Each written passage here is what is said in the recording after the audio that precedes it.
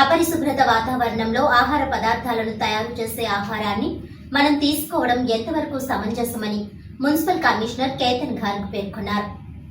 శుక్రవారం నగరంలోని పలు ప్రాంతాల్లో అపరిశుభ్ర వాతావరణంలో తయారు చేస్తున్న హోటళ్లను తనిఖీ చేశారు. ఈ సందర్భంగా మున్సిపల్ కమిషనర్ కేతన్ గార్గ్ మాట్లాడుతూ ఆహార పదార్థాలను తయారు చేసే విధానం, పరిశుభ్రత పాటించడం, అక్కడి పరిసరాలు శుభ్రంగా ఉంచుకోవడంకు అత్యంత ప్రాధాన్యత ఇవ్వాలని సూచించారు. అపరిశుభ్రత వాతావరణంలో తయారు చేసే ఆహార పదార్థాలు తీసుకోవడం వలన అనారోగ్యానికి గురయ్యే అవకాశం ఎక్కువగా ఉన్నాయని, మనం అలాంటి ఆహారాన్ని తీసుకుంటామా అంటూ ప్రశ్నించారు.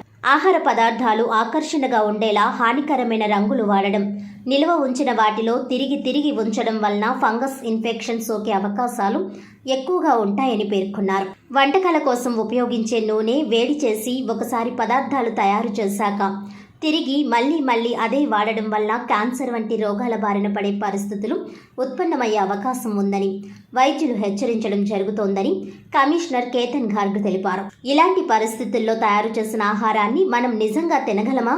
వీధుల్లో తయారు చేసే ఆహార పదార్థాలు ఎంతవరకు ఆరోగ్యం అన్న అవగాహన ప్రతి ఒక్కరిలో కలగాలని ఆయన విజ్ఞప్తి చేశారు. అపరిశుభ్రత పరిస్థితుల్లో వండడం, ఆహార పదార్థాలలో రంగులు వాడకం, ఫంగస్ సోకిన ఆహార పదార్థాలు భుజించడంపై యువత ప్రజల్లో చైతన్యం కలిగించే కార్యక్రమాలు చేపట్టడం ద్వారా మార్పు సాధ్యమవుతుందని పేర్కొన్నారు.